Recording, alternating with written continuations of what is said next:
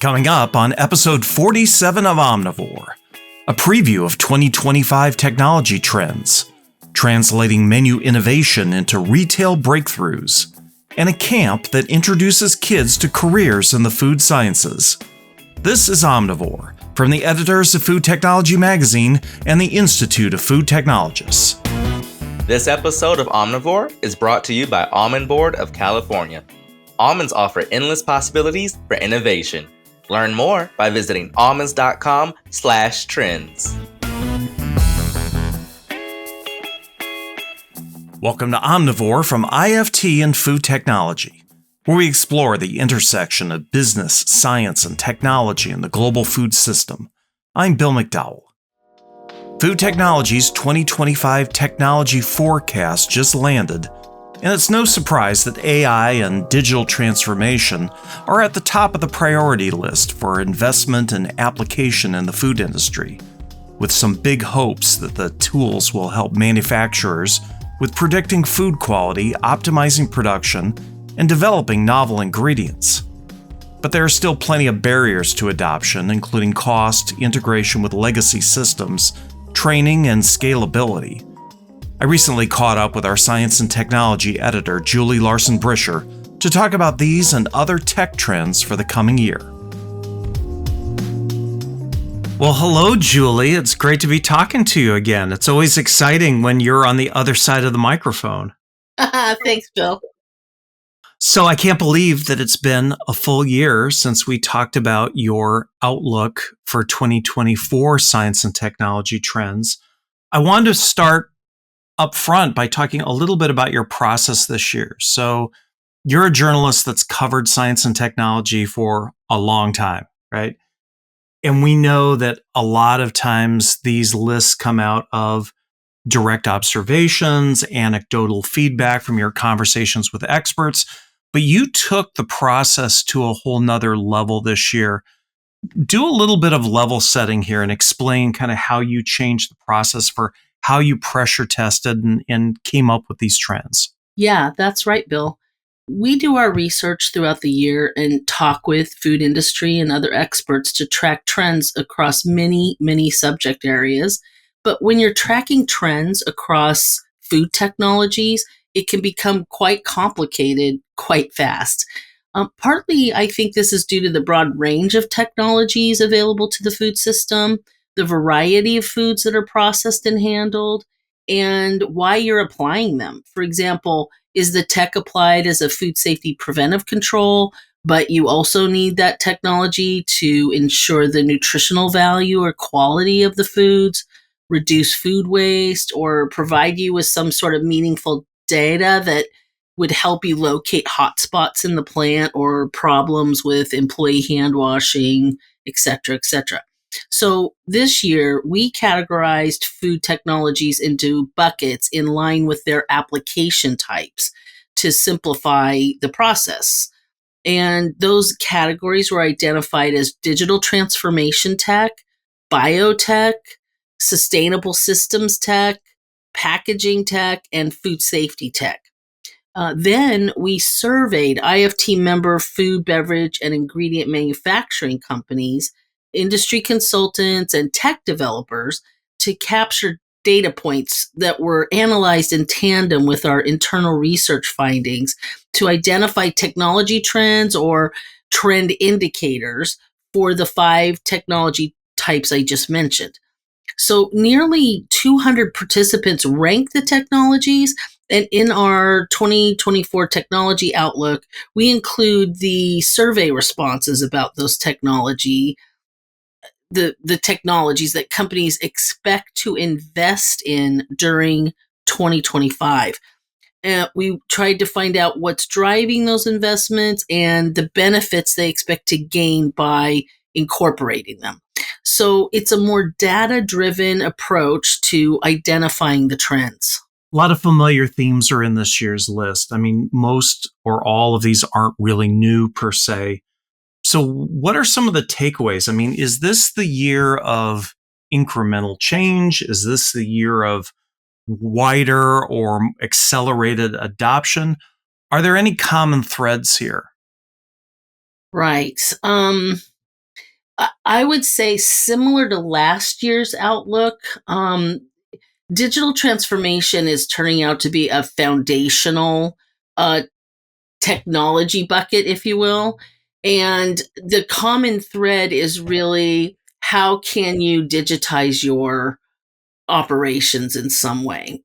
Depending on where you are in the supply chain, that will indicate what kind of technologies could be optimized by digitizing them.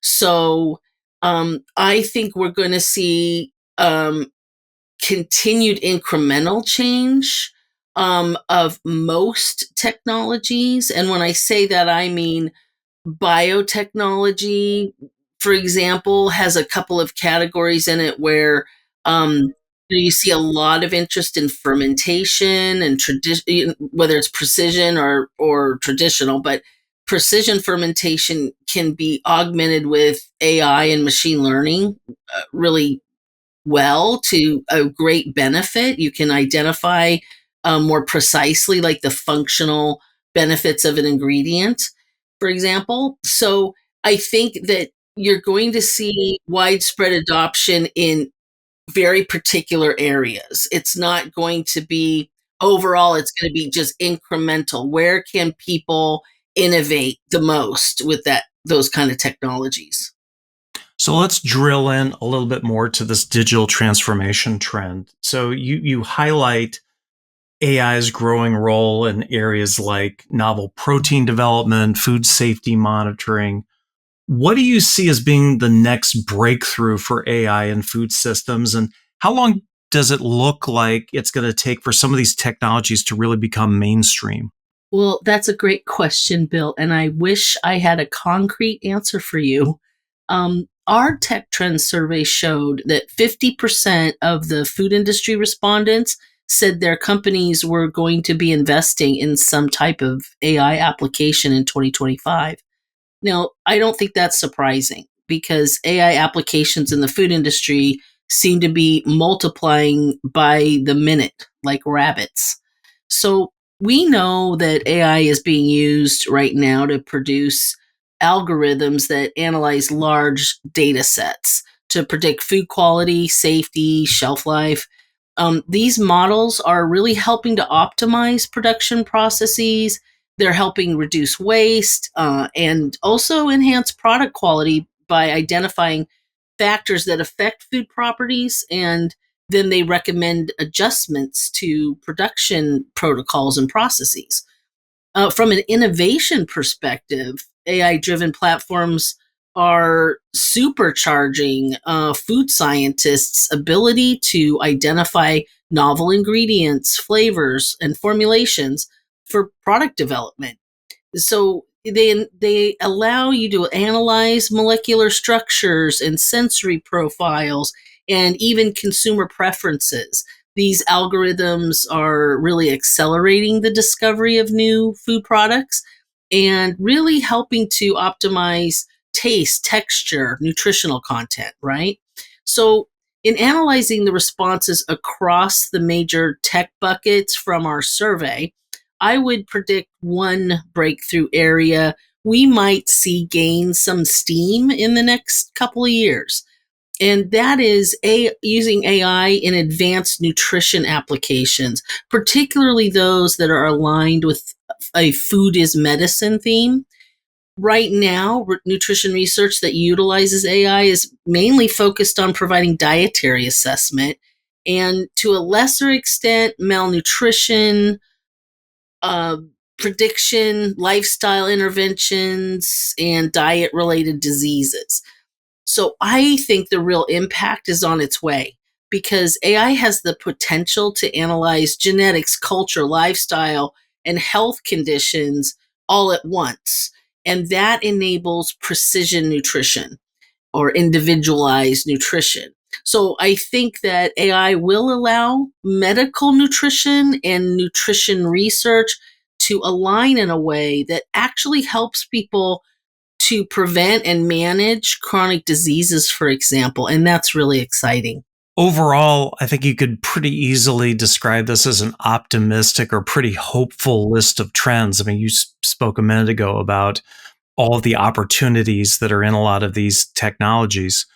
Any challenges, any speed bumps that you see on the horizon that may slow some of these down, or be challenges that people out there in the food system are going to have to work around or solve?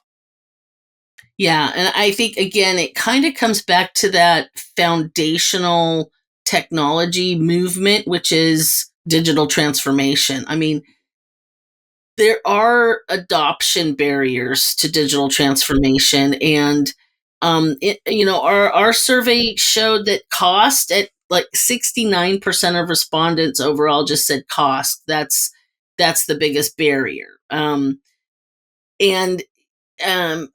we also asked them that question about biotechnology, and they also said cost. So I think just there's cost, and then there's regulation is always at the top of sort of barriers, right, to speedy adoption, because we are in a regulated industry.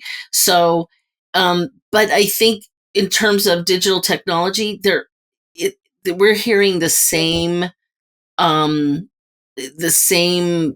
complaints, I guess, if you will, from the food companies, which is it's hard to take these very modern digital technologies and apply them to your legacy systems. It's hard to integrate them. And it's also, you have to reskill your employee workforce. So those kind of basic, at the very core level of operations management, these are just these are challenges that will go on until the technology advances enough that it can address those kind of issues and make systems more interoperable. So that would be my take on what we're seeing as far as the downsides. But yeah, you're right. The outlook in general, though, is optimistic, and I think it's two sides of the same sword. It's on the one hand, it's hard to change, and to bring in a digital change can be very complex. But on the other hand, it is speeding up innovation in ways that we probably only envisioned when we were watching the Jetsons in the 70s. So. Well, it's going to be exciting to watch. Julie, thanks a lot for putting together this year's list, and we'll stay in touch. All right. Thanks, Bill. Julie Larson Bricher is the Science and Technology Editor for Food Technology and has been covering scientific innovation in the food space for nearly 3 decades. Check out her full Tech Trends outlook in our November issue. We'll be back with more Omnivore in a moment, but first, this word from our sponsor. This episode of Omnivore is brought to you by Almond Board of California. Almonds offer endless possibilities for innovation. To help you stay ahead of the curve, Almond Board partnered with TasteWise, a generative AI platform for modern food and beverage brands to identify trends that will shape the future of snacking and beyond. Get inspired and learn more by visiting almonds.com/trends. Again, that's almonds.com/trends. Welcome back to Omnivore. I'm Bill McDowell. Food service trends are crucial to monitor because so often they're early indicators that influence CPG product development. In today's marketplace, this relationship is becoming even more symbiotic, with consumer retail brands driving food service innovation as well.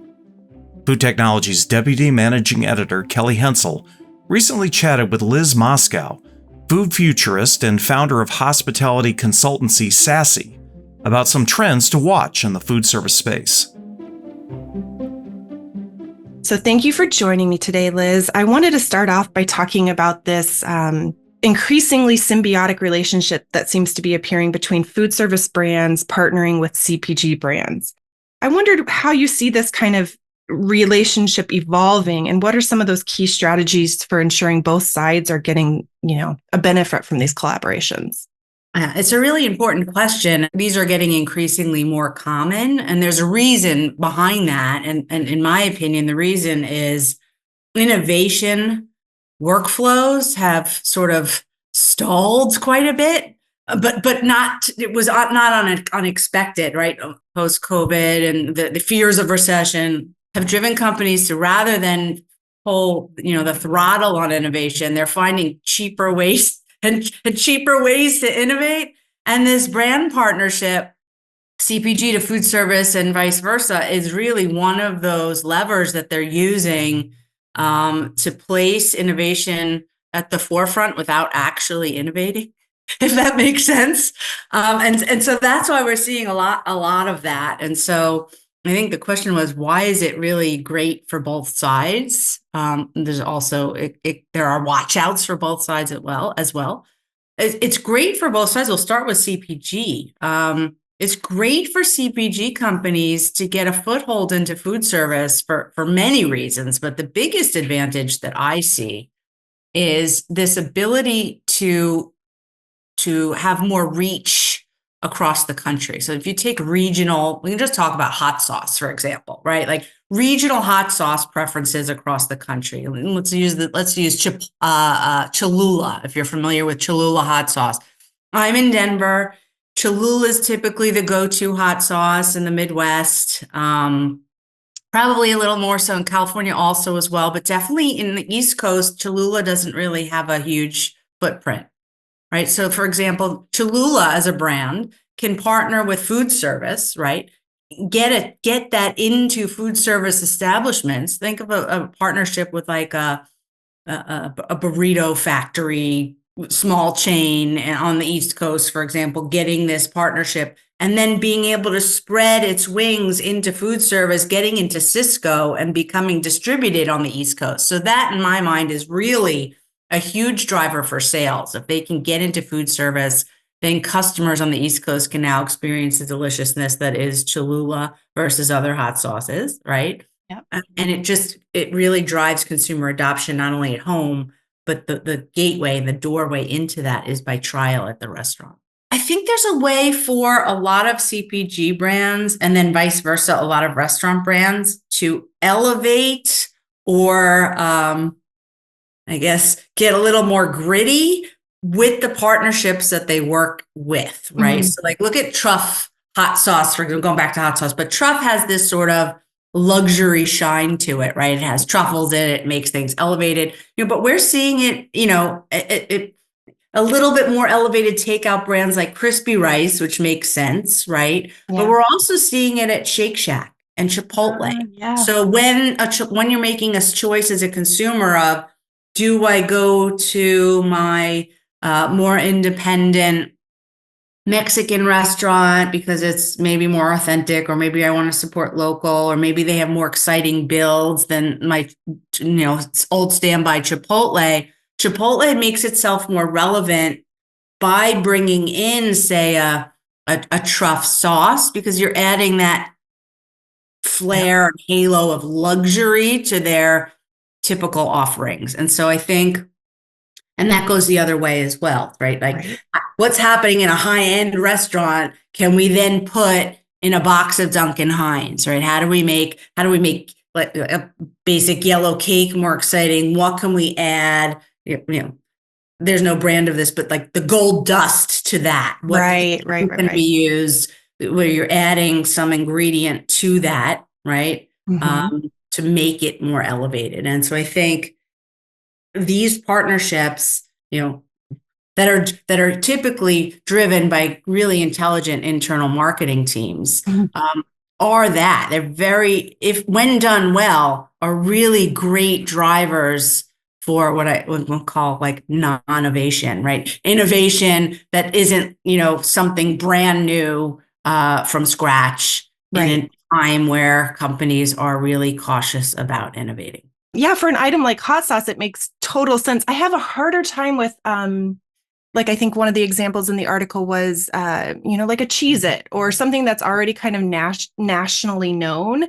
And I'm like, is it more of on that side, is it more promotional? Is it more just kind of a hype? Yeah. Like, Yeah. what's going on there? That's marketing, right? Yeah. So, Okay. so Pepsi, specifically at Taco Bell, PepsiCo, Frito-Lay, those partnerships that we've seen since the former agency I used to work on developed Cheetos, Mac and Cheetos, right? So it goes pretty far back because it gets a lot of buzz, right? Not just with customers who love Cheetos and therefore like makes a lot of sense when they're going for like a fast food treat that like you're just layering on the deliciousness with a Cheeto, right? But it makes a lot of sense that the trade publications pick these up, right? Like they're talking about these partnerships at large in the press. Customers are going specifically, and they're driving it at snacking day parts. So the beauty of those, like the Cheez-It tostada, is it's very much drives snacking day parts rather than just lunch or dinner or late night. So it's sort of like, okay, well, I'm hungry, I want a snack. I'm between lunch and dinner. Now people think Cheez-It, they might go to Taco Bell and get that like at 3 p.m. just because they're hungry, adding more revenue to by adding another day part. So it's really brilliant. Yeah. Using those snacking cues like Cheez-Its and Cheetos as LTOs, right? And it's driving consumers, it's driving press, and it's driving day part occasions. So I love those innovations when they work well. And I think the Cheez-It one in particular was really smart. From your perspective, being an expert in the industry, besides the trends that we kind of laid out in the article, is there anything else happening in food service or in the foreseeable future that you see might happen in food service that could have a significant impact on CPG product development for food and beverages in the future? That's a big question. So to me, that's really obviously flavors and builds, right? Like how are things being built and how could that be brought into the packaged food space? But less obvious in my mind is focusing on how that's being delivered with that theater execution in an establishment. Like what is that food service operator or restaurant doing to drive people to come in that's experiential? Yeah. And how can you layer experience over a product on shelf? McDonald's had the McShaker, like salad, the salad shakers. I don't even remember when that was. I don't want to date myself and I don't want to be old as when they came out. But that, was something you're shaking a thing of salad. Yeah. Right. So how does something that's happening in food service make it to CPG? Well, they could present their packaged goods in a shaker. Like let's say they're selling, I'm making this up, Kraft or Hidden Valley Ranch salad dressings being sold in a shaker with some dry ingredients, and it just says add lettuce, or it's just crack an egg, right? Yeah. What can be done in terms of packaging or showmanship that can be then layered on for innovation in CPG? You're right. That's the key to like a good food service experience, is that experience, right? Like, obviously. Well, thank you so much, Liz. I really appreciate you taking the time to kind of dig into some of these trends. I think it's really insightful for not only food service, but obviously, product developers out there. Food futurist and consultant Liz Moskow has over 25 years' experience in the food industry, from marketing to technology innovation. You can read more about food service trends and their impact on new product development in the November issue of Food Technology. Last summer, the George Washington Carver Food Research Institute launched its inaugural Explore Ag STEAM Camp in Charlotte, North Carolina, with the theme Giving Ag Swag. According to co-founder Angela Cauley, the camp was an opportunity to show underrepresented youth the swagger of careers in science, technology, engineering, arts, and math within the food and agriculture space. Cauley and co-founder Ian Blount welcomed 16 urban high school students who spent 10 days immersed in hands-on activities to explore the various facets of agriculture and food production from farm to fork. Food Technology's Julie Larson Bricher spent some post-camp time with Cauley to learn how the camp is helping the next generation steam ahead in food and ag science careers. Well, hi, Angela. I'm looking forward to talking with you today a little bit more about your Explore Ag STEAM Camp for high school students that you organized this past summer. Julie, it's so great to be here. Thank you so much for having me. Well, let's dive right in. Why did you come up with the idea for the Explore Ag STEAM Camp, and why the focus on urban youth? Julie, that's an excellent question. This was a very personal journey for me. Growing up in Columbus, Ohio, in a very, very urban environment, I didn't know anything about the food industry at all. As a matter of fact, the only thing that my parents knew to tell me, they did the best that they could, was you're either going to be a doctor, a lawyer, or an engineer. The one thing that was common to both of them was you need to get a job. So as soon as I graduated from high school, I had an internship with Abbott Labs. And lo and behold, I met food scientists. I was introduced to the food industry, and it was just absolutely amazing. I didn't have the opportunity that a lot of our friends who grow up in rural communities have. FFA, Future Farmers of America, and 4-H was not something that was normal that you would see in an environment where I grew up. So to be able to learn about food, like where does food come from? I didn't even think about it. It's just like you go to the store and you show up and it's there. You go to a restaurant and it's there. But I had no idea of what it took to actually get it there. And that was the gift that I wanted to give to these urban babies. I wanted them to understand there are roles. There are people that do different things along that journey to get food from an idea, from the farm, until it actually reaches a consumer. And you can actually be a part of that beautiful adventure. That's what Explore Ag STEAM is all about. Oh, that's so cool. So how did the 10 days go? I know the campers visited a farm and several food and egg labs and test pilot plants. And so how'd it go? Julie, it was even better than what I thought it was going to be, right? The coolest thing was the children didn't necessarily know what they were getting themselves into. The parents didn't know what they were getting themselves into. They just saw the excitement that I had. And they were like, you know what? We're going to send our children to this camp. And lo and behold, it was all about the student.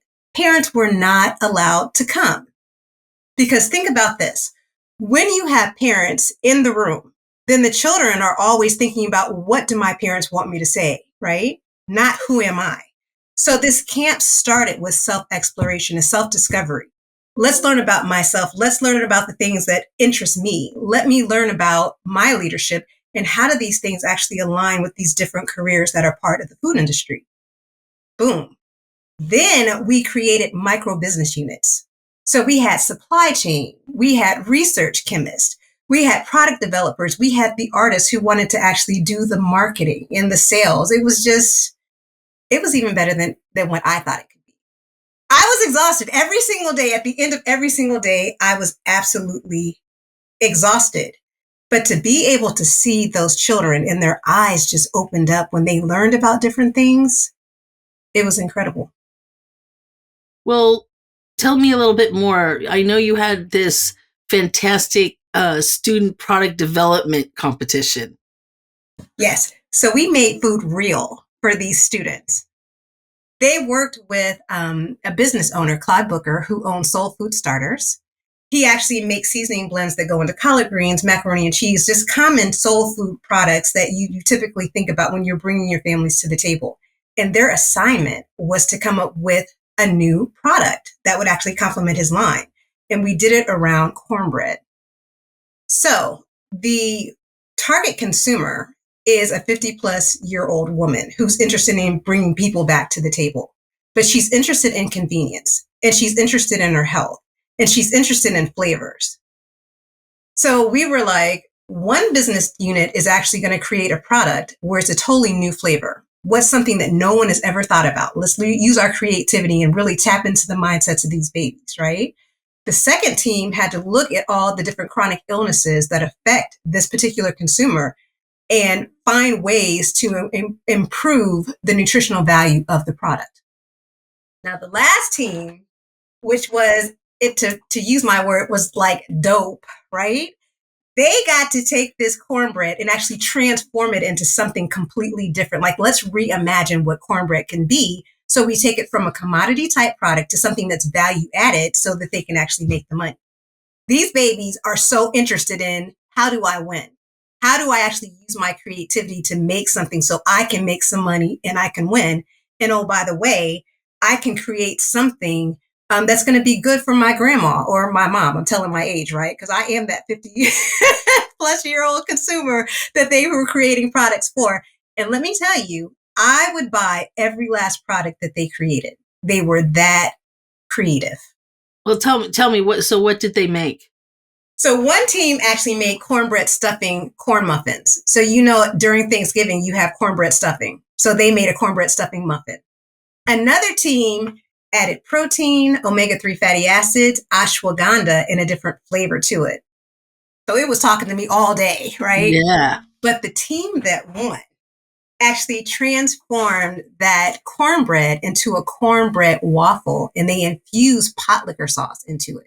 So imagine actually taking a waffle and just dipping it into that sauce that you have, the collard greens at the bottom of your collard green dish, and it's infused. So you had the savory, and then you had the sweet from the maple syrup, and then they threw that chicken wing in there. So it was just like, brilliant. Of course they won. Right. Tell me about that pot liquor sauce again. So just the deliciousness of collard greens, right? Once you eat all the collard greens, all that delicious sauce that you have at the bottom, the savory, the onions, the garlic, the turkey wings, smoked turkey, like that juice, that sauce at the end was what was infused into that waffle. So I bet that made the client really happy because his line, right, is very Southern cuisine oriented seasoning mixes. Yes. And we're hoping that if he commercializes this product, that our babies will have an opportunity to win in some way, whether it's scholarships, whatever it is. Because again, the whole idea was to get them interested in the food industry, the different careers. But we also have to figure out, how do we pay for these students to actually go to school? Or how do we pay for students to develop their own products so that they can be entrepreneurs? Well, so let's talk about that. So at the end of the day, you had 16 campers, ages 15 to 18, right? And Yes. Who had never been really exposed to the food and egg, industry in any way, much less sort of the science side of it, right? The STEAM side. What feedback did you get from them? Maybe throughout, but certainly by the end of camp. And I know your theme was giving egg swag, right? What a great theme. So did they find the swagger, in careers in food and egg science? Julie Ann did. They sure did. And so did their parents. I think one of the most exciting thing was to see their eyes just get wide when they learned about something that previous to that, they had no idea. Like when they walked into the lab, or they went into the pilot plant, or when they went through the ideation session and trying to figure out, like, how do we take a product from like a huge funnel and then get it down to just what is that one niche that we're going to do? And every day when the parents dropped their students off, I would sit down and I would kind of talk to their parents before they drove off. And the parents were just like, I can't wait for the students to get home every single day because they tell us what they did during the day, the things that they're learning about, and the excitement that they had. Some of them, they came because they like to cook. Some of them came because they liked the idea of doing marketing. They all left understanding this is the food industry, and the food industry is really cool, and I can participate. And this is what needs to happen if we're going to get a product from the farm to me, right? So whether it's we're going through traditional channels like we're going retail, whether we're doing food service, whether we're going social media, or we're going directly to their websites, they understood the costs that were associated with all of these different steps and how do we really make it real? Okay, last question. So this was your inaugural Explore Egg STEAM camp. Yes. Are you doing it again? Oh, yes, I am. We sure are. And not only are we doing it again, but we're going to expand it into at least 2, maybe 3 different markets next year. So anybody who's interested in being a corporate sponsor and you want students who can actually bring that creativity to solving problems, creating new and innovative products, who are interested in actually helping to create the next generation of future food professionals, which is what we call ourselves, then I invite you to come and work with the George Washington Carver Food Research Institute, because it's about to be even more amazing. Wow, as you like to say, it's sounding dope, Angela. It is really dope. All of a sudden, I've got this huge hankering for some cornbread. So thanks so much for sharing your STEAM Camp success with us today on Omnivore. And I hope to see you soon. Julie, you certainly will, and thank you for having me. Angela Cauley is co-founder and executive director of the George Washington Carver Research Institute, a nonprofit dedicated to a holistic approach to health, wellness, and financial prosperity for underserved people around the world through food research and service-based agricultural education. She was previously CEO and co-founder of Coalescence, a custom ingredient manufacturer. Thank you to this episode's sponsor, Almond Board of California. Almonds offer endless possibilities for innovation. Get inspired and learn more by visiting almonds.com/trends. And that wraps up this episode of Omnivore. Thanks again to all our guests and my colleagues at Food Technology. Omnivore is produced and distributed by the Institute of Food Technologists. If you enjoyed today's show and want to learn more about Food Technology Magazine or how to join the conversation by becoming an IFT member, visit ift.org/membership. For more in-depth discussion about innovation in the science of food, check out IFT's other podcast, Side Dish, on the News and Publications page of ift.org. If you have comments or suggestions for future shows, just send us an email. The address is editors@ift.org. For the entire team at Food Technology and IFT, I'm Bill McDowell. Thanks for listening, and join us again for our next episode.